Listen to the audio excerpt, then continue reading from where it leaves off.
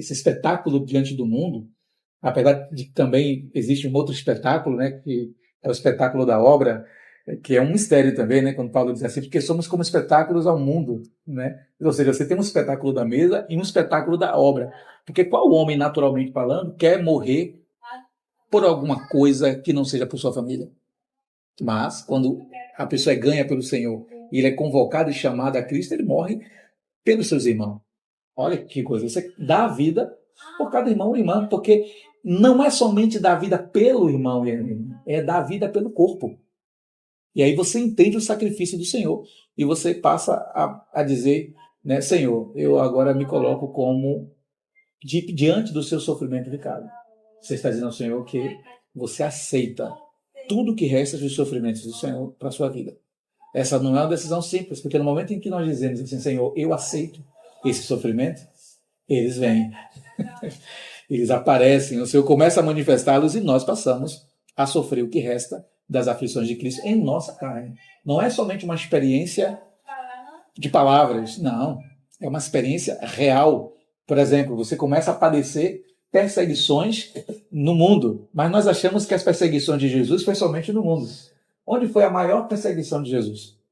Em sua casa. Irmãos, os irmãos de Jesus não criam nele, não. Jesus era um qualquer para os irmãos dele. Criam no Senhor. Só quem cria no Senhor era a sua mãe. Entre os seus, somente a sua mãe.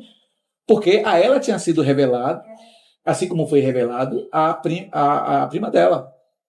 Ou seja, se o Senhor se incomodasse com aquilo, o Senhor continuaria caminhando? Não. Então, quando nós falamos sobre levar sobre si o que resta das aflições de Cristo, é levar sobre si o que resta das aflições do corpo. O corpo padecerá. Nós estamos dispostos a assumir essas aflições em nossa própria carne? Né? O que resta é só o que resta, mas para nós não é tão simples. Em 2 Coríntios, nós vemos uma contradição aparente. Contradição aparente é que parece que a Bíblia está se contradizendo, mas não é contradição. Ela só é aparente porque nós somos limitados, às vezes, para entender o que ela quer dizer. Porque Tiago disse assim, o Senhor não nos dá... Não, ele não nos dá provação que não possamos suportar. Isso é uma verdade, nos agarramos a essa verdade, na verdade. Dizemos ao Senhor, obrigado, porque eu sei que o Senhor não nos dá o que nós não podemos suportar. E caminhamos assim. Mas quando você lê 2 Coríntios, que é o texto conhecido como um homem no espírito, ou ainda um verdadeiro homem espiritual, esse é o tema de 2 Coríntios, Paulo diz assim, porque a perseguição que nos sobreveio foi acima de nossas forças. Então parece, a Bíblia entrou em contradição. Uma hora ela diz que o Senhor não nos tenta além de nossas forças que podemos suportar, e agora Paulo está dizendo que foi além das forças, e ele não para a ponto de desejar a própria morte. Olha o nível do sofrimento. É porque o Senhor sabe que chegará o momento que passaremos apenas de meros participantes do corpo para membros do corpo que desejam o sofrimento de Cristo. Paulo desejava isso. Então, quando Paulo é convocado, ele vai, de fato, a esta convocação com consagração plena. E essa consagração plena leva a experiências de grandes provações. Por quê? Porque o Senhor vai nos tirar de todo o conforto possível que nós temos. Eu me permito explicar um pouco o que é o conforto para nós. O conforto para nós é, nesse domingo, estar em casa. Seria muito confortável depois do meu dia de ontem, que não foi fácil. Eu dei aula até às 10 e tanto da noite, ligar para a mulher e dizer, irmão, hoje eu não vou, não. Eu vou ficar em casa, descansado. Eu poderia fazer isso porque eu estava, acredite, muito cansado. Mas Jéssica fez assim, ontem à noite mesmo, vamos para a reunião amanhã, viu? Ela nem perguntou, vamos para a reunião amanhã? Ela disse, vamos para a reunião amanhã. Eu já dormi dizendo assim, eu vou para a reunião amanhã. Muito cansado. Mas isso é nada ainda. Isso é uma experiência pequena que ela é suportável. Porque o Senhor não nos tenta além de nossa força. Mas, quando então o Senhor começa a nos incomodar, nos tirar da zona de conforto, ele nos leva a uma experiência mais profunda. Porque começamos a dizer a ele, Senhor, eu quero ser participante desse sofrimento, eu quero ser batizado nesse sofrimento. Entenda, irmãos, esse sofrimento é aquele que nos leva a galardão, que nos dá galardão. Foi por isso que Madame Guyon orou: Senhor, dá-me cruzes. Uma não era suficiente, ela resolveu orar no plural. Dá-me cruzes, Senhor. A mesma coisa João da Cruz. O apelido dele era da Cruz. João da Cruz também orava assim: Senhor, dá-me cruzes, me dê mais cruz, Senhor. A minha é pouca. Eu quero ser transformado. E quando você solicita isso, você está dizendo: Senhor, me batize com sofrimento. É isso que você está dizendo, Senhor. Quando você ora e diz: Senhor, eu quero tomar a minha cruz, você está dizendo: eu quero ser batizado com sofrimento. Eu quero ser batizado com tormentas. Eu quero encarar as águas revoltas. É isso que nós estamos dizendo ao Senhor. É como a sunamita. Quando ela foge do Senhor, assim que o Senhor avista ela, que chama pela sua beleza, aí só que o Senhor está com um saquetel de mirra na mão. Lembre, a mirra é sofrimento puro. Quando o Senhor nasceu, que ele foi visitado pelos magos, os magos levaram 3 presentes ao Senhor. Qual o primeiro presente citado? O primeiro é ouro? Já leram? Eu já li, mas também pode falar primeiro. Que os magos levaram? Sim. Ouro, incenso e mirra. Ouro, incenso e mirra. Por que o ouro? Os irmãos lembram? Natureza divina. A natureza divina. Deus estava entre os homens. Isso é Manuel. Deus conosco. Deus estava entre os homens. Então, a natureza. Pegue aí, por favor, quem quer achar. Para não sair daqui. A natureza. Depois nós temos o que? O incenso. Aquele que intercedeu por nós perante o Pai. Não é isso? Incenso. Ele era o quê? Um sacerdote. Ele intercederia. O incenso é isso. Na oração sacerdotal do Senhor, ele queimou incenso por nós. Não foi isso? Aqui. Pode ler, querida, por favor. Entrou na casa, viu um menino com Maria, sua mãe. Prostrando-se, o adoraram e, abrindo seus tesouros, entregaram-lhe suas ofertas: ouro, incenso e mirra. O incenso ele é sacerdote, sumo sacerdote. No capítulo 17 de João, ele faz essa oração sacerdotal. Ela é inclusive conhecida assim, oração sacerdotal intercessória. Por quem? Pelos discípulos dele. Ele fala: estes que me entregastes. João 17. E depois ele diz o quê? Quantos mais, né, vierem. Então a oração dele é por aqueles que estavam com ele e por todos nós, inclusive ainda por aqueles que virão pela pregação de todos nós que estamos aqui.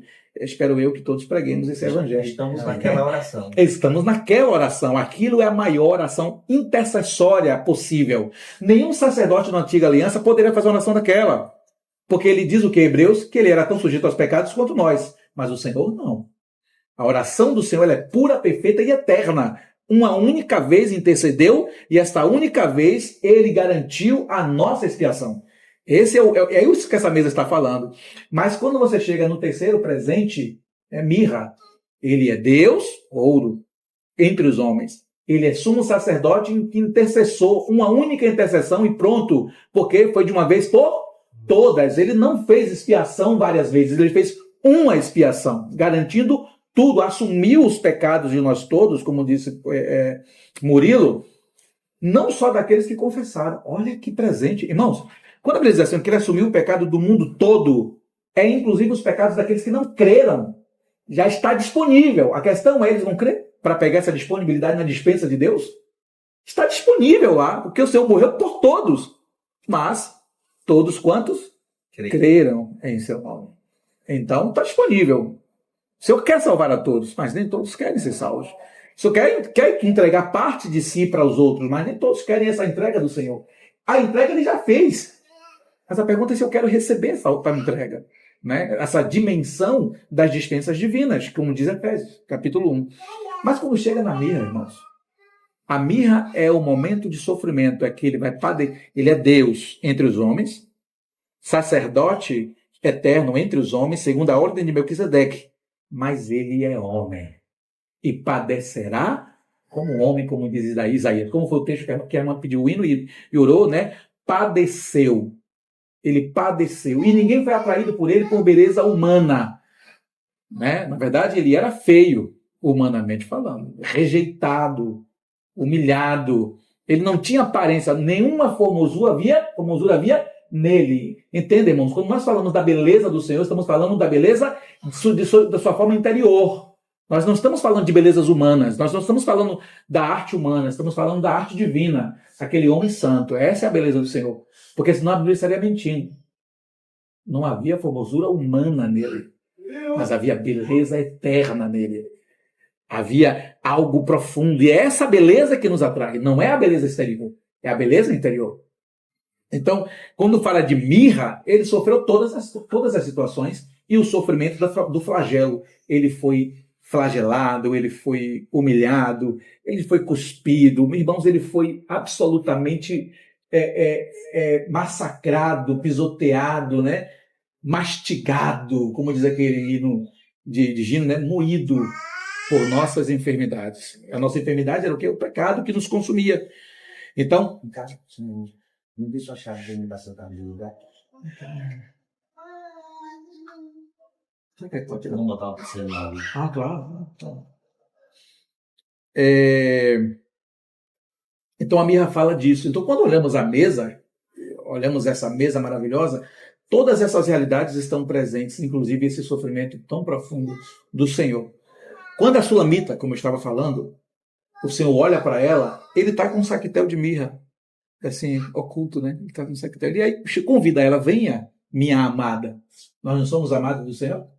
Você nos chama de amadas dele, preciosa dele, menina dos olhos dele.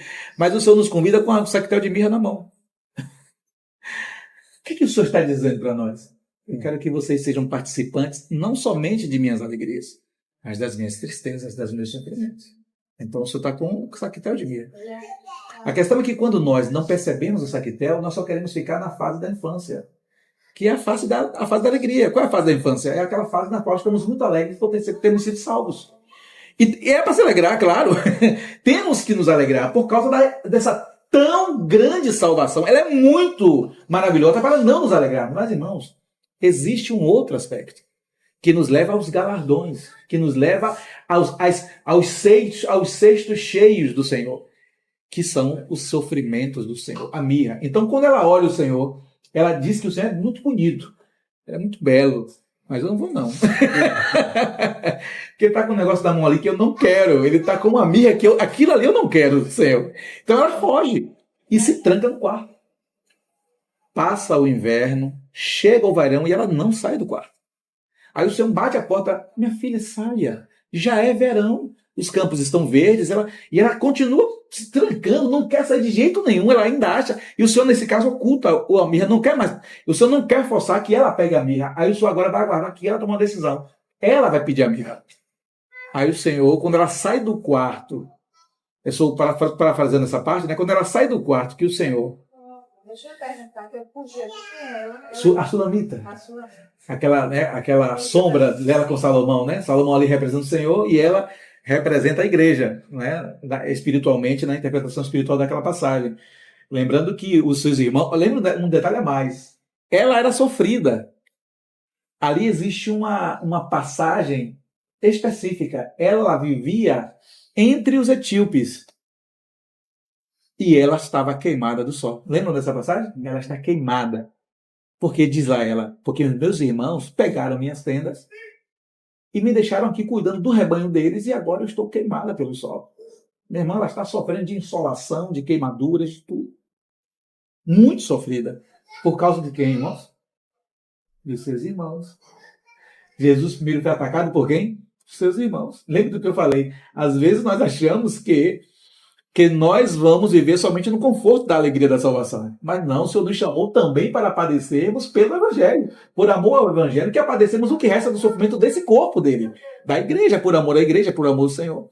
E aí ela sai. Mas quando o Senhor diz a ela assim, olha, é sol, venha, e ela sai, aí o Senhor começa a passear com ela, aí ela decide ir para o deserto. E no deserto é o lugar de quê? De provação. Meu irmão, não é fácil. As irmãs delas começam a criticar ela, e aí, depois de uma longa estadia no deserto, diz lá a Bíblia, então Salomão encontrou ela. Ao encontrá-la, então ela foi colocada num palanquim. Um palanquim é uma carruagem onde as pessoas carregam e você está sentado naquela carruagem, né? Sendo levado, você não anda, né? Você está flutuando naquela carruagem. São 4 pessoas te levando naquele palanquim, né? E aí diz lá, então ela volta do deserto gloriosa. Porque ela passou por sofrimento. Toda vez que passamos por sofrimentos, saímos dele com o espírito de ressurreição. Toda vez que passamos por sofrimento, saímos dele com espírito de ressurreição. Irmãos, a vida de ressurreição é uma vida que aí você olha para esse sofrimento e vai dizer, foi só isso. Na hora não é só isso. Na hora que estamos passando é dureza, é morte. Vocês, não morte de pecado, tá? É morte para mortificar nossas próprias forças, para que dependamos de Deus. Morte de si mesmo. Isso, a morte de si, dessa alma que quer se agitar, dessa alma que quer a todo momento se movimentar sem a direção do Espírito Santo. Então o Senhor ali está impactando com o sofrimento para que nos amadurecemos. Na hora, não é suave, não é fácil. Mas aí passa aquele momento e ressurgimos. Saímos do deserto onde? No palanquim. O sentido do palanquim é o quê?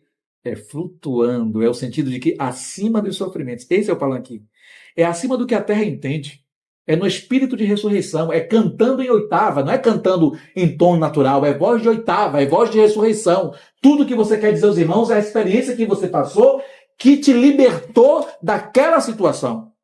Situação que a experiência de sofrimento no deserto nos garantiu mais uma aproximação com o Senhor, mais aparência com o Cordeiro, mais a semelhança do Senhor nessa transformação diária que passamos. Dia a dia, como diz Paulo em 2 Coríntios capítulo 4 e capítulo 3 em diante, né? Então ela sai do deserto, aí as irmãs perguntam a ela, quem é essa? Acontece um fenômeno, as irmãs não reconhecem mais ela. Oxe, quem é essa? Quem é esse irmão? Ele não parece Darlan. Aquele é Darlan, não. Darlan chora por tudo. Mas Darlan agora está ressonante. Deus toca e Darlan ressoa a nota divina. Isso é ressoar segundo a ressurreição. E o sofrimento continua, mas Darlan está num palanquim. O sofrimento não parou. É que ele agora entendeu que deve viver em ressurreição. Mas, irmãos, essas experiências, isso aqui que eu estou tocando como introdução, é para lembrarmos o seguinte: isso tudo só pode ser desfrutado na compreensão do corpo. Não pode ser desfrutado em uma experiência absolutamente minha, particular apenas. O Senhor não nos elevará a essas experiências, não nos introduzirá nessas experiências, se nós não compreendermos o corpo. Porque toda a ação do Senhor na cruz foi para o quê? Formar a sua igreja. O Senhor não foi à cruz somente por uma realidade espiritual de Lucas, de Raquel, de Lúcio, minha. Não foi só por isso, mas por algo muito maior, que reflete a restauração não somente da terra, mas de todo o universo caído. Tudo aquilo que foi destruído, como diz Paulo em 2 Coríntios, tudo isso será retomado em ordem. Tudo será colocado novamente em ordem. Lembra quando nós costumamos orar? Ó Senhor, coloque as nossas mentes em ordem. Oramos muito assim, né? Irmão, sabe o que é colocar alguma coisa em ordem? Você não vai parar para meditar sobre isso? Colocar algo em ordem é sujeitar-se. É isso, colocar algo em ordem. Irmãos, em nossa casa nós sabemos o que seria colocar uma coisa em ordem. Mas, meus irmãos, eu garanto para os irmãos, a coisa em ordem no universo é diferente. Quem sabe é Deus. A coisa em ordem nessa dimensão, tanto no universo visível quanto no universo invisível, nós não conhecemos. Nós temos uma ideia, porque o que conhecemos é aparente. Né? Em parte, lembra? Em parte conhecemos, é tudo em parte fazemos, é tudo em parte. Nunca é pleno, porque para ser pleno precisamos de todos os santos, como diz Paulo em Efésios capítulo 3. Precisamos de todos. E alguns já morreram, dormiram no Senhor, e outros ainda não vieram. Então, aqui ainda somos incompletos. Aqui ainda nós não temos como experimentar tudo isso do Senhor.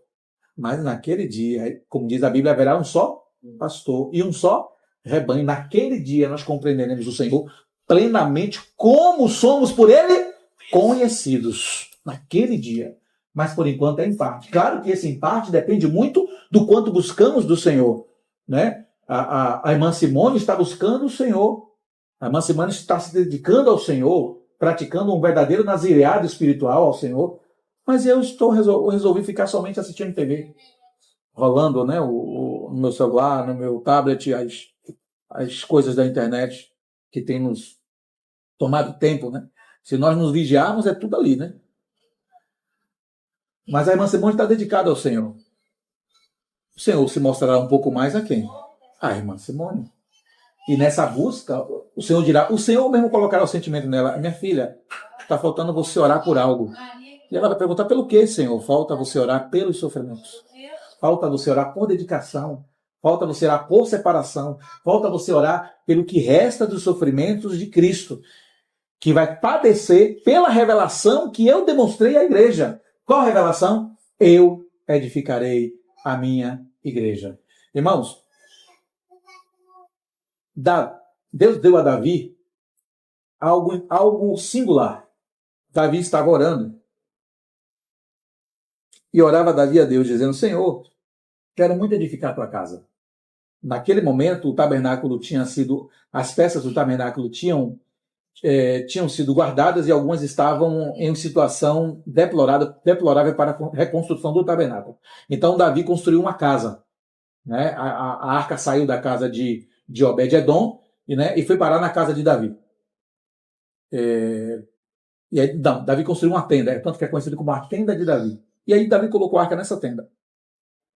Lembre, a casa espiritual que ficava, a arca enriquecia, viu? É uma coisa. Quando você lê que ele está passando, fica assim, meu Deus. Obed-Edom não tinha nada. Quando a arca ficou na casa dele, ele enriqueceu, né? Claro, lembre. Na casa de Obed-Edom é material. Mas, quando nós dizemos assim, a arca está sobre nossa casa, Senhor, aí, irmãos, a nossa casa enriquece espiritualmente. Que colocar a arca em nossa casa é segurar a responsabilidade do testemunho da igreja naquela cidade. Isso é você colocar. Hoje é isso. Colocar a arca sobre os ombros é isso. Colocar a arca em sua tenda é isso. É abrir a casa, permitir que a mesa aconteça em sua residência. Isso, irmão, é uma experiência espiritual muito poderosa. E espiritualmente a família enriquece. E acontecem algumas respostas também físicas, viu? Os vizinhos começam a se converter, deixam de incomodar. As coisas começam a acontecer porque a vida espiritual reverbera para todos aqueles que estão ao nosso redor. Não é somente para nós. Ela reverbera. Se ela não reverberar é porque nós estamos em trevas. Mas ela tem que reverberar para todos, porque somos luz. E a luz brilha, ela não pode ser colocada embaixo da mesa. Ela tem que ser colocada no alqueire, para que ilumine toda a casa. E se ela ilumina a nossa casa, ela ilumina a vizinhança. E ao iluminar a vizinhança, essa vizinhança vai iluminar a rua. E a rua vai iluminar o bairro, e o bairro vai iluminar a cidade. A ponto de chegar naquela experiência de Evan Roberts, no país de Gales, onde pela primeira vez na história moderna, um país inteiro se converteu ao Senhor. Vocês conheciam essa história? O país inteiro de Gales se converteu a Deus. Diz que até os jegues não queriam mais trabalhar, porque os homens não batiam mais no jegue. Não batiam mais neles, né? Foi uma conversão em massa, foi uma coisa impressionante por causa dessa busca, dessa luz que aconteceu. E para referência impressionante desse espetáculo do Evangelho, eles estavam num lugar escuro quando eu conheci. Eles estavam numa mina. Quando o Espírito desceu para revigorar todos aqueles homens, foi um ambiente escuro. A luz ilumina nas trevas. Era isso que o Senhor estava dizendo ao país de Gales. E quando eles saem da mina, a cidade, eles saem orando e a cidade começa a se converter. As pessoas encontravam eles estavam testemunhando e a cidade começa a se converter ao Senhor. Então, quem encontrava aquele povo se convertia. Foi um acontecimento muito poderoso. Mas por causa dessa compreensão, quem em sã consciência vai se alegrar em uma mina, irmão? Você sabe o que é extração de minério numa mina, irmão? É terrível. Quem que vai se alegrar com isso? Ninguém, irmão. E não era extração de coisa legal, não. Só de pedras preciosas, não. Era uma mina de carvão. A maioria dos trabalhadores de mina de carvão natural, ela sai dali e morre cedo. Pulmão contaminado, rim contaminado, todo o seu corpo está contaminado com aquele minério. Mas eles saíram dali alegres. Que sofrimento. Água, às vezes a mina encontra o lençol freático, contamina a água, a cidade está contaminada com aquela água. Imagina o arquite lá dentro. Poxa, irmão, várias pessoas, são centenas de pessoas que morreram. Nós temos uma experiência parecida aqui, mas ela foi a céu aberto, que é o caso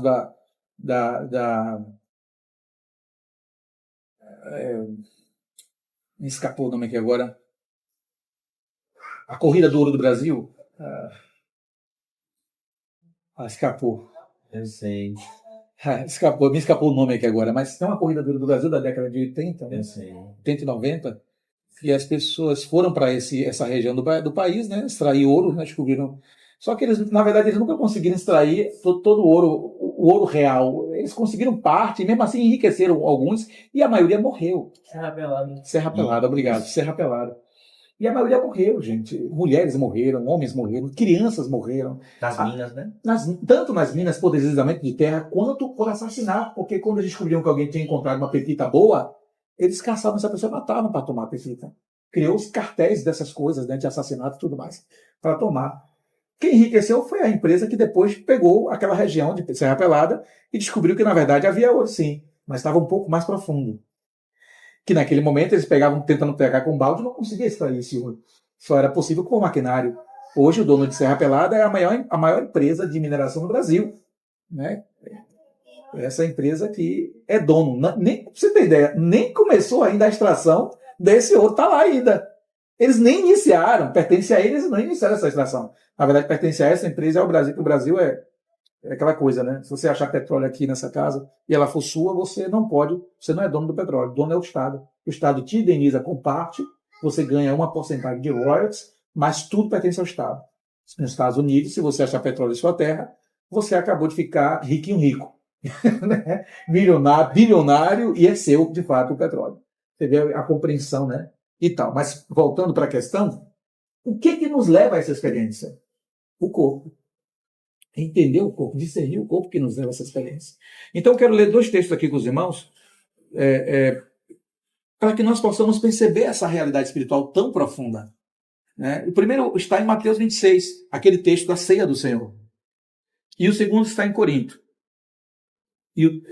Vamos ler esse e depois nós lemos o de Corinto. Diz assim, 26 quanto? 26. Diz assim, enquanto comiam, tomou Jesus um pão. Por que enquanto comiam? Porque a ceia é um café da noite. A ceia é um jantar. Certo? A ceia é um jantar. O partir do pão é o momento que o Senhor pegou o pão entre os pães. Aí pegou o pão. Mas eles estavam fazendo o quê? Eles estavam ceando. Era uma ceia de Páscoa. Exatamente, eles estavam comendo. Era uma ceia de Páscoa, exatamente. Eles estavam comendo. Né? Então, comendo normal e tal, e de repente o Senhor, o Pai revela isso ao Filho, né? Chegou o momento de você anunciar. Agora você anuncia. O que é? Por que eles estão com vocês? O Senhor já tinha revelado lá para Pedro. Eu sou o Cristo. O Filho... Não, Pedro foi revelado pelo Pai. Tu és o Cristo, o Filho de Deus. Então o Filho disse, o Pai te revelou. A grande revelação que ele era filho de Deus. Mas o Senhor então diz a ele, mas eu tenho uma segunda revelação para você. Eu edificarei a minha igreja. Essa era a segunda revelação. Ninguém sabia que ele era o Cristo, o ungido que salvaria o mundo. A Pedro foi revelado. Então ele diz, bem, se meu Pai tu revelou quem eu sou, revelarei a ti também o que quero, quem você é. É isso que o Senhor está dizendo ali. Eu edificarei a minha igreja. Pedro e os discípulos estavam diante dele, o Senhor está dizendo, vocês são esse início da minha igreja. Então, quando nós lemos isso aqui, ele está comendo e dali a revelação final virá. Porque ela é a revelação final. Dali o Senhor vai para a morte. Ele está dizendo o que vai acontecer. Ele precisa, naquele momento, abrir os olhos definitivamente dos discípulos para isto. Então, enquanto comiam, tomou Jesus um pão. Um pão, porque é um corpo. E, abençoando, o partiu e deu aos discípulos, dizendo, tomai, comei. Isto é o meu corpo. Essa é a primeira parte. Irmãos, o Senhor não disse isto simboliza o meu corpo.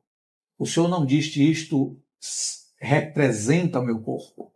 Ele disse isto é. Isso aqui é aquilo que chamamos de ipsissima vox Iesus. Aquilo que saiu propriamente da boca de Jesus. Não foi de um dos apóstolos. Ainda que fosse de um dos apóstolos, estaria certo pela revelação da Escritura, mas foi o próprio Senhor que está revelando o que é. Isto é o meu corpo. Não é um símbolo. Não. Não é uma aparência. Não é alguma sombra. É o meu corpo. Outro texto é o texto de Corinto, capítulo Primeira. capítulo 12. 1 Coríntios, isso. 1 Coríntios, capítulo 12, que diz assim. Deixa eu ver a parte. Aqui no capítulo 12, verso 12, que diz assim: porque assim como o corpo é um.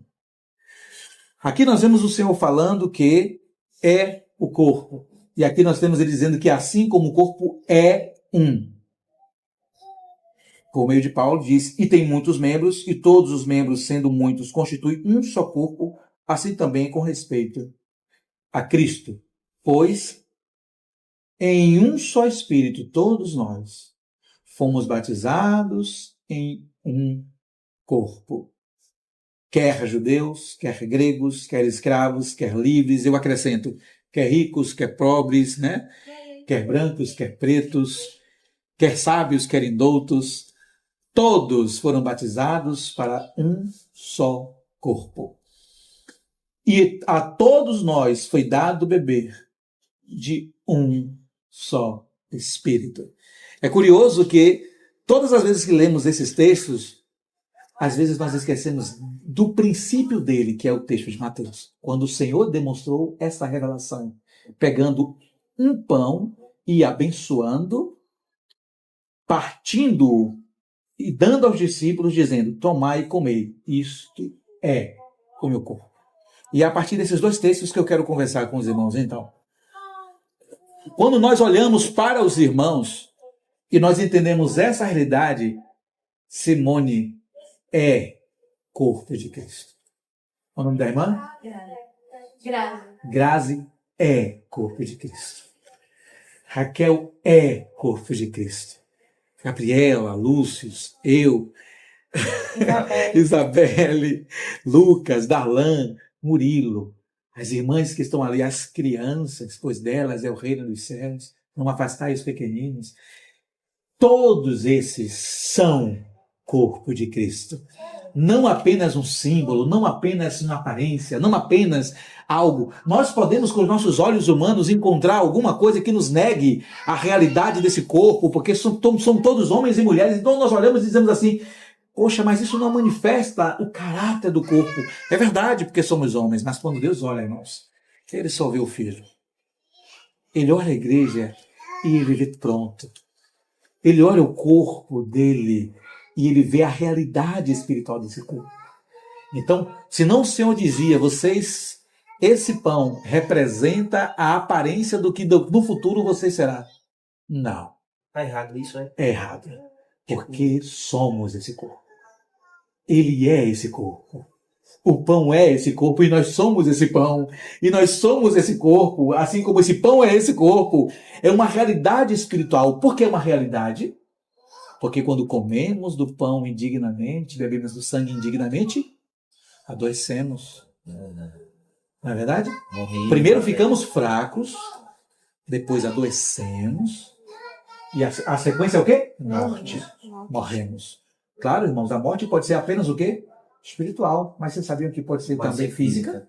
Muitos dormem. Muitos dormem. Dormir ali é Já morrer muitos fracos e físico. doentes e não poucos Não os que poucos, muitos morreram.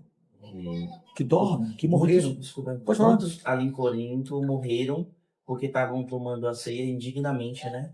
Sem discernir o corpo e o sangue. E para ficar muito claro esse aspecto do discernir, o que era que estava acontecendo em Corinto? Que de fato levou Paulo a citar esse texto do Senhor, porque Paulo está repetindo o texto do Senhor. Porque também eu recebi do que vos entreguei, que o Senhor, na noite que foi traído, tomou o pão. Só que é um pão. Tomou um pão. Né? Eu não me lembro agora, me dá meu celular? A minha versão fala o pão, Isso. mas é a mesma coisa, né? Calma. Não é exatamente a mesma coisa. A sua Bíblia grega está aí, com facilidade? Oi? Sua Bíblia grega tá aí? Eu tenho o interlinear. Esse? Ah, 100% grega não.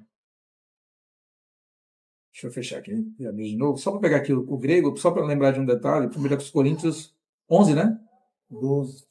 Não, O texto aqui? do texto do Partido do Pão. É 11, não é isso? Ah. 1 Coríntios 11. Só para pegar aqui, ver uma coisa aqui com vocês. Olha o que o Senhor disse por meio de Paulo, né? 11, 1 Coríntios. Aqui, 11, 25. Só para os 14, plata de on, metade, to, te, sai, legal. Tudo, plata, motivo para mim.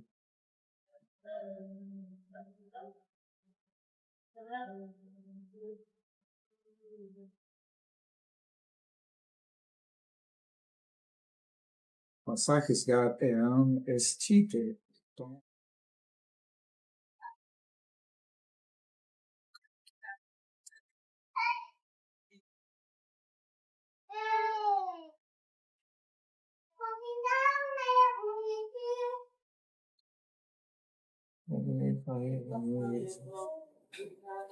Então, nesse texto dele tem um artigo. Porque, como aqui os pães estão no cesto, o Senhor toma um. Por isso que o Senhor expressa, tomou um pão. Por isso que o registro de Mateus ele pegou um pão. Porque é um só corpo. Quando lemos Coríntios, capítulo 1, o texto que vemos no capítulo 12, verso 12, Paulo está falando desse um corpo. No meio de muitos pães, o Senhor pegou apenas um. E ele disse, isto é o meu corpo. Agora sim, artigo definido, o meu corpo. Então, ao dizer isso, o Senhor está dizendo o seguinte para nós, é uma realidade. Não é meramente algo simplório. Não é uma mesa que tem uma simbologia, apesar dela conter simbologia. Observe o detalhe. Ela contém simbologia, ela contém imagem, ela contém sombra, ela contém várias coisas, mas ela contém uma coisa, chamada realidade. Então, quando eu como indignamente, eu não discerni uma verdade. Qual verdade? É o corpo de Cristo. Todos os que estão nessa casa são membros desse único corpo de Cristo. Eu passo pelo local de reunião dos irmãos da parte da obra de Edir Macedo. Temos tudo a dizer que aquela obra ela não cumpre a realidade espiritual da Escritura. Mas toda vez que passamos, podemos passar com o coração errado, considerando que ali não é o corpo de Cristo. Que não tem irmãos ali. Que não tem irmãos ali. Os irmãos não entendem? Porque há uma igreja na localidade. Exatamente. E o povo de Deus está espalhado. Está espalhado em muitas expressões nessa cidade. Então, quando eu passo e o meu coração está errado, eu posso não concordar com certas expressões, mas eu tenho que lembrar, meus irmãos e irmãs, membros de um único corpo, do mesmo e único corpo que o Senhor tirou do meio de muitos pães e disse, este é o meu corpo. Estranhezas nos causam. Sim, muita estranheza aquelas manifestações, concordam? É estranho, é difícil. Ou senão vamos a uma congregação pentecostal, né, neopentecostal, de manifestações tão terríveis, de coisas que nós não concordamos em nada. E os irmãos estão rodando, e os irmãos estão gritando, e os irmãos estão caindo, e os irmãos estão sendo enganados pelo paletó, e tal, mas são irmãos, membros do mesmo e único corpo. Quando nós continuamos aquela leitura, Paulo chega a dizer assim, ora, coloca em lugar de honra o membro que é menos decoroso. O que seria o membro menos decoroso do corpo? É o midinho. O dedo mindinho do pé. Frieiras alocadas. Diga-se, minha esposa, para vocês. Com aquelas massas duras. Né? Calosidade. Mas esse medinho está sendo esmagado pelo resto do corpo quando esse corpo anda. Esmagado, pesoteado. Ele é tão esmagado que na velhice esse medinho ele começa a virar. Já repararam no pé de um idoso? Todo idoso, o medinho começa a virar. Por causa do peso do corpo. Foi essa analogia que Paulo está usando. Aquele medinho seria a parte muito indecorosa. calosidades, fungos. O que causa aquele fedor entre os dedinhos são fungos. Fungos. Ou seja, ele não cheira bem, Não parece ter nem função, né? nem função. Quem quer ficar Mas perto de um irmão tem. que fede, irmão? Né? Imagina, eu chego aqui fedendo, não lavei minhas axilas corretamente. Os irmãos discretamente não querem me ofender. Aí Belinha puxa uma conversa com a mamãe. Sim, mãe! E se levanta daqui. Aí Lúcio não quer ficar perto do pai. Aí puxa uma conversa com Raquel. Tia Raquel. E eu começo a ficar isolado, porque o quê? É o midinho, né? Você é indecoroso. Indecoroso. Mas Paulo entendeu o corpo. Ele diz assim: a esse daí é que devemos revestir de honra. Meu irmão, nós não entendemos isso direito, não.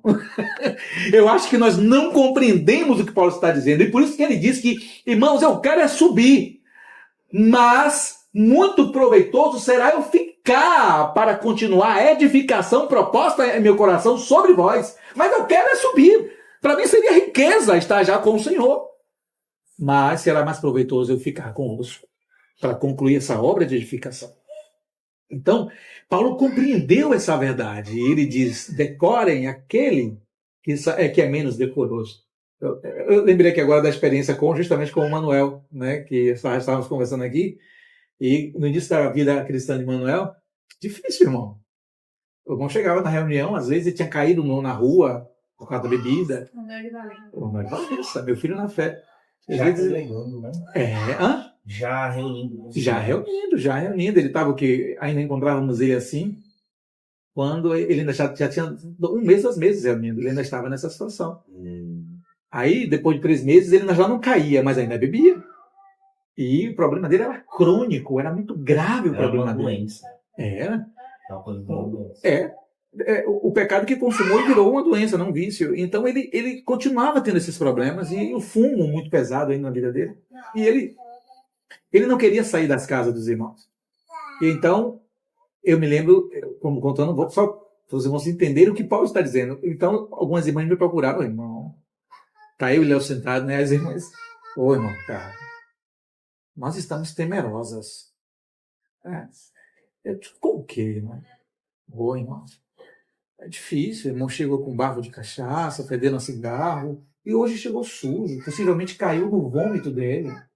Estava uma morrinha de vômito na roupa, né? E nós ouvimos as irmãs: ô, irmãs, fiquem tranquilas. Estamos aqui, qualquer coisa, tem um bocado de muque aqui para poder segurar ele.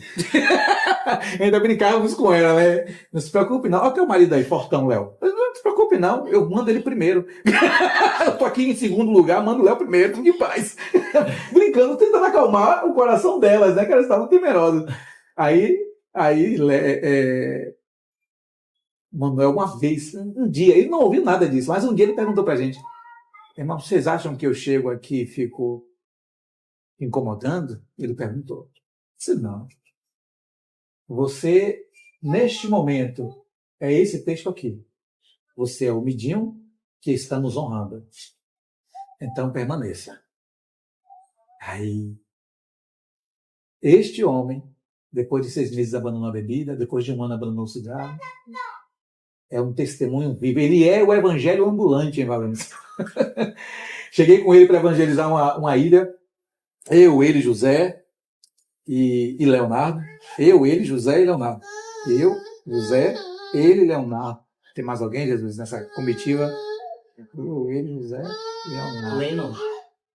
Não, essa Leno não foi, não. Eu, ele, José e Leonardo. Foram esses 4. Danilo, não. Tem Danilo. Danilo foi também, né? Tem Danilo.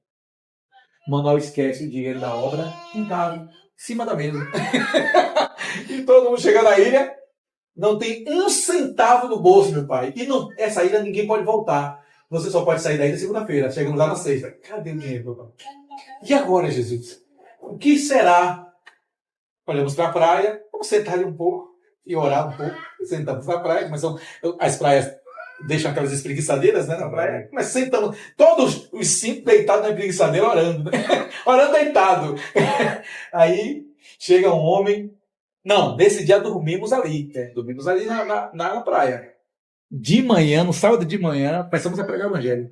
Manuel na rua, andando, pregando o evangelho junto conosco. Um homem olha ao longe. Manuel! Começa a gritar, Manuel, é você! Começa a gritar, Manuel, Manuel, desesperado. E aí olhamos para trás assim, ele vem correndo.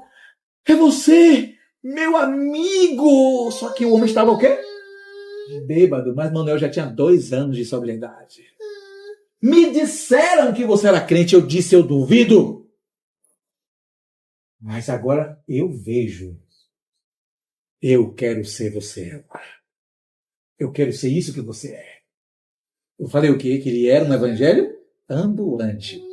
E o homem se converte ali. Não dissemos nada a ele. Ele se converteu porque ele viu o testemunho na vida daquele homem. Ele dizia, esse homem aí, ele era pior do que eu 3 vezes. Mas agora eu vejo o que me contaram e quero ser como ele. Levamos ele para as águas. Você crê no Senhor que o Senhor pode te transformar como transformou Manuel? As perguntas foram referências a Manuel, que estava ali manifestando Cristo. E ele creu, batizamos ele na mesma hora. E ele foi introduzido, porque nós não fomos lá para estabelecer mesa. Nós fomos lá para pregar o evangelho, ganhamos umas 16 almas, umas 10 casas, e todas encaminhamos para a igreja batista que havia lá. Todas elas. Lembra? Ali também é o corpo. O Senhor nos deu clareza, vocês não vão estabelecer a mesa aqui. Vocês vão entregar ao irmão ali, que ele está aqui vindo todo dia. Cuidado do seu peixe. Nós não iríamos para lá todo dia. Então era ganhar para o Senhor e manter ali para que o pastor ali naquela localidade pudesse cuidar da vida deles. Vocês entenderam? Era isso que ia acontecer. A igreja ali, né? Exatamente a igreja. O corpo é Apesar. Ele pegou entre o cesto um pão e disse, isto é o meu corpo. Neste único pão, o único pão que partimos é o corpo de Cristo nessa cidade. O único pão que eles partem é o corpo de Cristo na cidade. Por isso que quando eu como do pão sem discernir o corpo e bebo do sangue indignamente, observe, a primeira questão é por não discernir o corpo. O que é o corpo? O corpo é um. E é o pão, que é o corpo, que é o pão, e que é o corpo de Cristo. Se eu não discerno isso, então estou comendo o corpo, por quê? Sem discernimento. E o sangue é indignidade. O que é beber do sangue indignamente? É você não se avaliar e não perceber o poder do sangue que nos perdoa dos pecados e que então nos torna positivos para comer. Por isso que a palavra é positiva. Se examine e então coma. Não diz examine e não coma. Examine e então coma. O problema é comer sem se examinar. Quando nós nos examinamos, o que é que nós estamos fazendo? Colocando a consciência culpada diante do Senhor. Porque a nossa consciência está culpada. Ela está nos dizendo, olha, você pecou, mas o sangue está disponível. Filhinhos, não pequeis, mas se pecar, temos um advogado junto ao Pai. Jesus Cristo, o justo. E o seu sangue nos purifica de todo pecado. Então, quando nós estamos diante da mesa, como leu Murilo naquele momento, você está diante desta dignidade. Então, ao nos examinar a nós mesmos, observe, ninguém nos examina, somos nós que nos examinamos. Então, nos tornamos dignos porque a consciência foi colocada diante do sangue. Ó Senhor, teu sangue pode me cobrir dos meus pecados. E então nós participamos da mesa positivamente. Mas e o corpo? O corpo não é indignidade. O corpo é discernimento. O quanto eu discerno o corpo, o quanto eu sei que Belinha é membro do corpo assim como eu. O quanto eu sei que Raquel é este membro do corpo que deve ser honrado assim como eu. O quanto eu entendo essa verdade. É o quanto eu discerno o corpo e participo desta mesa. O discernimento do corpo é muito importante, irmão. E por que Paulo, então, está alertando sobre isso, sobre a dignidade do corpo, sobre o discernimento dele? Porque aquela igreja estava dividida. E aquela igreja estava dividida em 4 facções, irmão. 4. Os que eram de Paulo, os que se diziam de Paulo, que eram de Paulo não, os que se diziam de Paulo. Paulo não queria ninguém, pelo amor de Deus. Os que se diziam de Apolo, os que se diziam de Cefas, em menor quantidade, mas havia os que se diziam de Cefas, e ainda os melhores. Os que se diziam de Cristo, os restantes não eram de Cristo. Irmãos, possivelmente aquela igreja partia o pão 4 vezes no mesmo dia. Porque eles estavam absolutamente divididos. O grupo de Paulo partia o pão e ia embora. O grupo de Apolo partia o pão e ia embora. Não que Paulo e Apolo quisessem grupo, mas aqueles que se diziam. O de Cefas partia o pão e ia embora. E depois aqueles que se diziam melhores partiam o pão e ia embora. E ainda havia uma outra dissensão. A dissensão dos ricos e pobres. Lembra? Paulo cita também essa dissensão. Então você tinha um total de 6 divisões naquela igreja. 3 divisões por homem, uma divisão porque se achavam melhores que eram do Senhor, e 2 divisões por riqueza e pobreza. Os que não tinham nada não tinham dinheiro para comprar o vinho, então eles não podiam partir o pão. Não tinha que entrar no grupo, né? Terminava entrando em um grupo de dissensão. Perfeita colocação, isso possivelmente aconteceu. Possivelmente isso aconteceu. Mas estava lá caracterizado, ricos e pobres. A mesa não estava a realidade do que é o corpo de Cristo. Não havia essa realidade. Quando o Senhor chama seus discípulos, ele chamou pobres e ricos, irmãos. Quem lembra quem é o rico que o Senhor chamou? Mateus. É o primeiro rico. Mateus era o quê? Quem lembra? Publicano. Ladrão. Cobrador de impostos, né? Enriqueceu a custa do Como é? Como é, irmã? Enriqueceu a custa do povo. Enriqueceu às custas do povo. Meus Deus, irmãos, o Senhor chamou um cobrador de impostos. Mateus, vem para cá. Você chamaria? O Senhor sabe, mas a gente não chamaria, não. A gente só quer chamar, sabe quem? Se eu sou pobre, só vou chamar pobre. Se eu sou rico, só vou chamar rico. Mas o Senhor não tem distinção, porque a igreja não tem distinção, ela é uma. Ela é o corpo. Então o Senhor diz, vem Mateus, mas também o Senhor diz a João, a Pedro, a Tiago e a João, vem também. São pescadores. São 3 pescadores. Né? 3 pescadores. Um cobrador de impostos. Aí o Senhor, para nisso não, o Senhor também chama Bartolomeu, homem de fazer tendas. Mas o Senhor também chama outros, chama também um politizado, Judas. Zelote. Zelote, politizado. Lembre, os zelotes queriam o quê? Queriam o reino estabelecido, mas o reino físico, não o reino dos céus. Ele queria o rei segundo a linhagem de Davi estabelecida. Ele queria que aqueles... Era um desejo legítimo, mas não era o coração do Senhor. Para aquele mundo. Lembra daquilo que eu mencionei? Davi pediu algo ao Senhor? O que foi que Davi pediu ao Senhor? Naquela oração que ele fez. Davi fez assim, Senhor, me permite edificar a tua igreja? Então o Senhor não responde a Davi. O Senhor não responde. Natan, vá até Davi. Diga a Davi que ele não vai edificar. Meu irmão, o homem que era a lança de Deus na terra, o homem que era a espada vingadora de Deus na terra, o homem que se importou com tudo do Senhor, o Senhor disse que ele não ia edificar. Então mandou Natan dizer aí. Deus não respondeu a oração dele. Lembra, irmãos?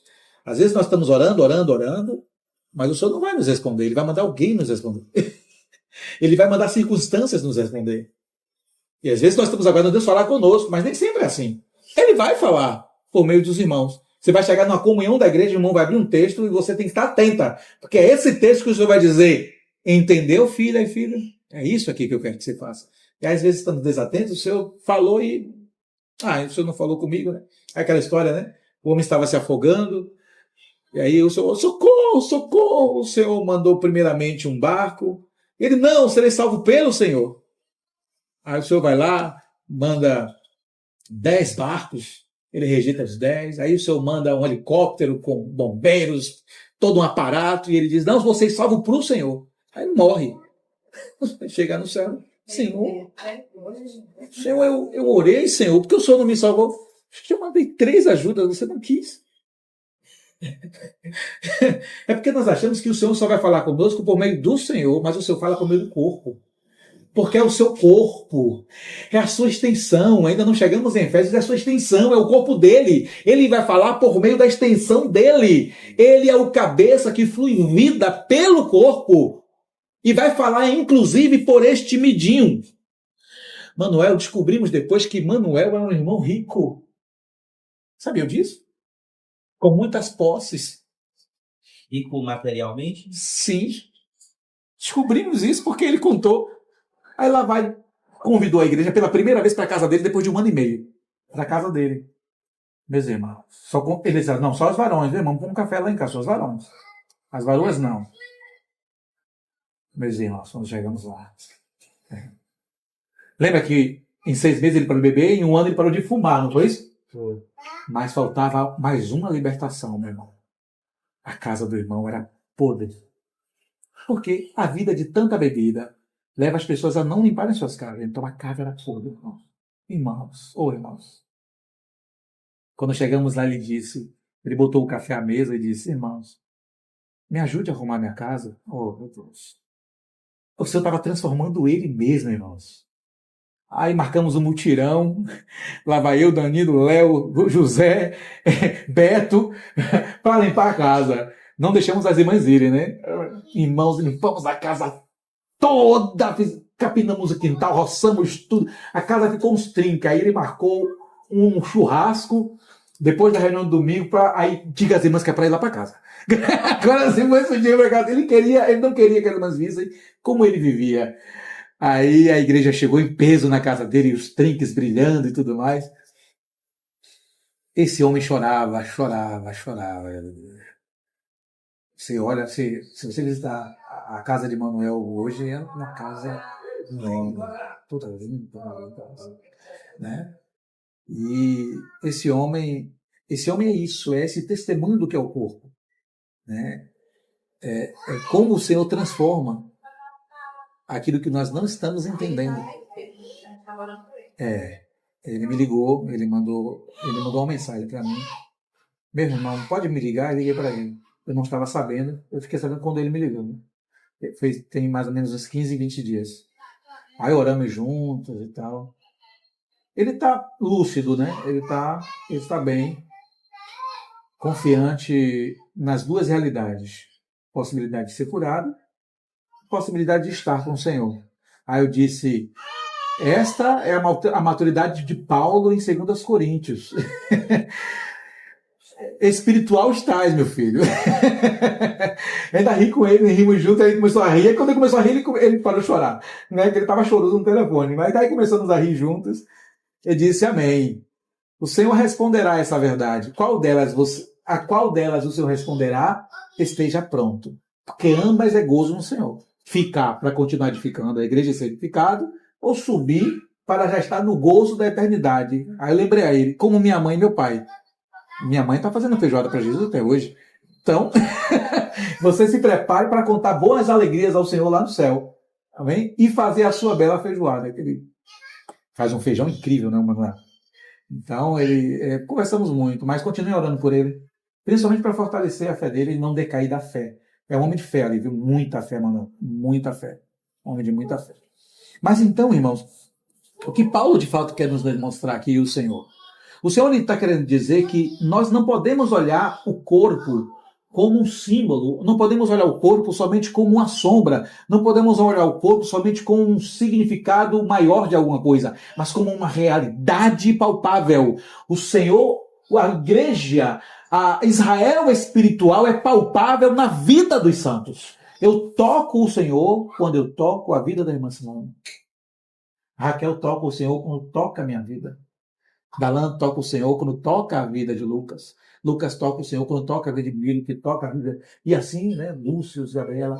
É isso, esse é o olhar real do Senhor. O Senhor ele não olha para a terra e vê um amontoado de escombros. Ele olha para a terra e vê Apocalipse, a igreja gloriosa de seu Filho. Amém. Quando ele vê, ele entende, ele vê essa realidade. Por isso que Paulo, nessa carta tão confusa... Por isso que Paulo, vou voltar ainda para esse capítulo, mas por isso que no início dessa carta tão confusa, ele diz assim, Paulo, chamado pela vontade de Deus para ser apóstolo de Jesus Cristo, e o irmão Sóstene, a igreja de Deus que está em Corinto, aos santificados em Cristo Jesus, chamados para ser santos, com todos os que em todo lugar invocam o nome do Senhor Jesus Cristo, Senhor deles e nosso. Meu irmão, eu na minha carnalidade humana, no meu olhar carnal, eu diria, Ricardo, com o meu querido irmão Murilo, a Igreja de Deus em Camaçari, chamados para ser santos, mas que estão em pecado. Era isso que eu ia dizer.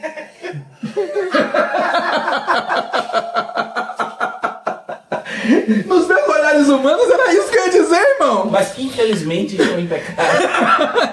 Infelizmente estão em pecado, mas irmão, Paulo olha para aquela bagaceira da igreja em Corinto Irmão, quando você termina a casa, você diz assim, Senhor Jesus, que carta foi essa, meu pai? Você fica assustado com o nível de pecado. Diz assim, meus irmãos, o que está acontecendo no meio de vocês? Não ocorre no meio de gentios. Ricardo, imagina os irmãos começando a ler em Corinto, feliz assim, ó, ele vai elogiar Cristo. Quando termina a saudação, começa. Começa, meu irmão, começa. Mas Paulo não perde de vista uma verdade. Qual a verdade? Vocês são corpos de Cristo. E por isso mesmo eu vou agora discipliná-los. A ponto dele dizer, eu vou até vós com vara ou com mansidão? Decidam. Vou como até vós? Decidam. Mas é uma carta forte demais. É muito poderosa. Mas ele não perdeu de vista uma verdade, irmãos. É o corpo de Cristo. Não são somente homens e mulheres reunidos ali. É o corpo. É uma realidade. É uma realidade. Ele sabia do que ele estava falando. Então, volte para o capítulo 12, por favor. 1 Coríntios 12? Já vou terminar, irmãos. Coisa Não, rápida. irmão. Coisa rápida. 1 Coríntios 12, só para concluir essa fala. Então, só para lembrar, o Senhor disse, tomai e comei, isto é o meu corpo. Meus amados, isto é a nova aliança. Aqueles homens não viram, Moisés não viram, mas Davi viu. Então Natan vai a Davi, lembra? Natan vai a Davi e diz assim, Davi, o Senhor ouviu tua oração, mas ele disse que não vais edificar a casa de Deus. Você cumpriu o seu propósito e ainda edificou uma tenda provisória, que o Senhor muito se alegrou, porque a glória desceu naquela tenda. A glória da segunda casa será maior que a da primeira. Ele amou o seu serviço, mas você não edificará. O teu filho, e ele está ouvindo, né? Ele começa a chorar, ele está ouvindo, né? Aí Natan continua, o teu filho, que será rei para sempre, ele edificará uma casa. Meus irmãos, imediatamente a nossa resposta é Salomão. Mas a palavra que Natan disse a ele foi o quê? Reinará para... Não pode ser Salomão, Salomão morreu. Salomão está debaixo da terra, irmãos. O seu corpo, a sua alma está com o seu, mas o seu corpo está debaixo da terra. Quem governará para sempre, irmãos? O Senhor Jesus. O Senhor estava dizendo assim, ó, Davi, você não vai edificar, mas a sua descendência reinará para sempre. A raiz de Davi reinará para sempre. O Senhor estava mostrando a ele, então ele viu. Foi que nem Moisés. Moisés subiu, quando Moisés subiu no monte, o Senhor, Moisés, olhe para baixo. Vê a planta? Olhe para baixo. Moisés viu tudo. Moisés não tinha entendimento suficiente para compreender o que Deus queria daquela edificação. Mas quando ele olhou lá para baixo, ele viu. O que é aquilo, Senhor? É uma cruz, não foi? É onde o meu filho morrerá. É onde ele será sacrificado. E aconteceu a dupla realidade. O Senhor foi crucificado onde? No monte de Gólgota. O monte da caveira, o monte da morte. É isso que significa. O monte da morte. Ele foi crucificado no monte da morte. Só que mais. A cruz estava no meio do tabernáculo, irmãos. Ele foi crucificado no meio do povo de Deus. E o povo de Deus aqui gritou, crucifica-o. Crucifica-o. Não foi isso? Exatamente o que estava no símbolo do tabernáculo se cumpriu naquele dia. Então, quando você lê isso aqui, você fica extasiado. E quando você vê a revelação de Davi, Davi pediu ao Senhor e o Senhor mostrou a ele algo. A sua descendência governará para sempre. E ele não pôde edificar. E por isso que quando lemos isso aqui, porque assim como o corpo é um, e tem muitos membros, e todos os membros, sendo muitos, constituem um só corpo. Pode ser muitos. Brancos, pretos, pardos, azuis, homens, mulheres, escravos, livres, Ricos, pobres. ricos, pobres, doutos, indoutos, de toda a tribo, língua, povo, nação. Todos constituem um só corpo. É isso que é discernir o corpo. Assim também com respeito a Cristo, não somente com respeito ao corpo, mas com respeito a Cristo. Pois em um só Espírito, lembra? Todos somos selados pelo Espírito da promessa. Toda a igreja foi selada pelo Espírito da promessa. É o batismo, é o chamado batismo do corpo. Pois em um só corpo, um só Espírito, todos nós fomos batizados em um só corpo. Não há dois corpos, não há duas realidades, há apenas uma realidade. O Filho é o Cristo de Deus, mas a igreja, ela é a esposa do Filho. Ela é aquilo que o Filho sempre desejou. E esse supremo propósito que tantos clamamos em nossas comunhões, né? O que é esse supremo propósito para que possamos nos deleitar nessa realidade? É a satisfação do Deus triuno no corpo. Porque esse corpo, ele é essa tripla realidade. Ele é satisfação para o Pai, porque são muitos filhos semelhantes ao Filho. Ele deixou de ser unigênito para ser o primogênito entre muitos irmãos. Então o Pai fica satisfeito, porque no Filho ele conseguiu milhões e milhões e milhões e milhões e milhões e milhões de outros filhos. Mas também neste mesmo corpo está a realidade de satisfação do Filho, porque o Filho conseguiu uma esposa para si, irmãos para si e amigos para si. O seu filho era sozinho? Ele era sozinho, irmão. E conseguiu irmãos, uma esposa e... Olha o que a igreja é tudo isso. Filhos, a igreja é filhos, são vários aspectos, filhos né? para Deus, irmãos para o Senhor, amigos para o Senhor, uma esposa para o Senhor. Servos. Servos. Jesus falou isso, né? Todo aquele que fizer a vontade do meu Pai, esse é meu pai, minha mãe, meus irmãos. Meus irmãos, meus amigos. Né? Mas ele também, esse corpo, esse mesmo corpo, olha o que esse corpo é, ele também é satisfação para o Espírito. Porque ele é o templo do Espírito Santo, porque Deus não habita em templos feitos por mãos humanas. Tudo aquilo era temporário, tudo aquilo era figura. Ele habita em templos feitos por suas mãos. Quais são os templos feitos por suas mãos? As mãos nós. Que ele fez. Foi o único item que ele não disse bará. Foi o único item que ele pegou e moldou do barro com as mãos. Irmãos, entendem isso? O Senhor pegou o homem. O Senhor sentou, irmãos, entenda. O Senhor sentou na terra. Deixa eu sentar aqui na minha criação. Eu imagino os animais, irmãos, curiosos, chegando perto daquilo que o Senhor estava fazendo. Eu imagino, né, o elefante perguntando: o que é isso, Senhor? O que estás a fazer? Eu estou fazendo algo. Querem saber? E o macaco dizendo: com certeza. E então o Senhor começando a moldar um pezinho. Então isso é parecido com alguma coisa que eu conheço aqui, que eu já vi no jardim, viu, Senhor? Sim, é bem parecido. E o leão perguntando: o que é? E o Senhor: sim, ele também terá essa autoridade aí que você está tendo. E o Senhor fazendo, chega nas pernas, o Senhor vai levantando o boneco, assim. Quando o Senhor termina, eles ficam curiosos. Parece com o Senhor. Imagem e semelhança. E sim, parece. Então eles perguntam: mas Senhor, ele não se move ainda? Sim, eu ainda não soprei o principal. Terminou? Meus irmãos, o homem. Aí você tem, para entender essa parte, você tem que ler aquele texto do Vale de Ossos Secos. Os tendões começaram a criar vida, os ligamentos começaram a acontecer, a pele começou você imagine o barro se transformando em tecido, pele, todos os tecidos do corpo, o sangue começou a correr pelas veias. E o homem, a vida chegou àquele corpo. O Senhor olhou para aquele homem, o Filho, o Espírito, e ali estava a imagem de Deus. Isso é a igreja.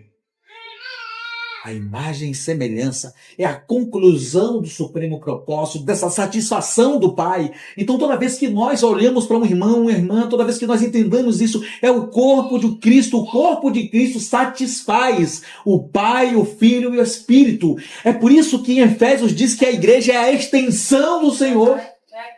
Ela não é somente uma coisa humana, uma coisa de nossa prática. Aquilo que Lucas tem falado desde aquele domingo que Lucas ministrou, quando ele diz: irmãos, temos que ter cuidado para não fazermos disso aqui um mero rito de encontro contínuo, o qual temos uma obrigação de chegar, mas uma realidade tamanha que eu sei que se eu não for, não virá sobre mim aquele depósito de Cristo em cada um dos irmãos que são membros do mesmo corpo, que tem a mesma vida que eu tenho no Senhor. ainda que pareça para nós imperfeita. Porque nos nossos olhares, novamente, né, irmãos, a nossa carta, a minha carta, cooperada com Murilo, teria a igreja em Camaçari, chamada para ser santa, mas ainda em pecado.